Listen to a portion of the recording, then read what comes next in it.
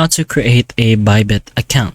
So you can do this easier in the website, but there's always the app version, but we'll be showing you the process in the website. So just go ahead and search for Bybit in your chosen browser, and you'll be able to find the first link. So just press on that, and as you can see here in the top right option, there is a sign up button. So just go ahead and press sign up. So you're gonna have to give some details, which is your email and your password. So there's also a referral code, which is optional if someone referred to you to make an account, of course. So just go ahead and press create account. Once you've done this, you'll be given a sort of verification, but that shouldn't take too long. So just do that. You will be given a verification, another one, to your specific email that you just used to create the account.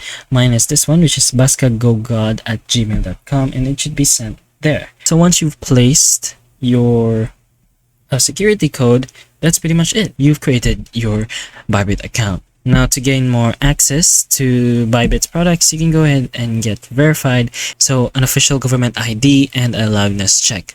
So once you've done that, you should be able to get verified and also get some very nice, including some very nice welcome gifts. So anyways, that's how you make an account in Bybit. So if this video helps you, please like and subscribe for more videos like this. And that's all. Thank you.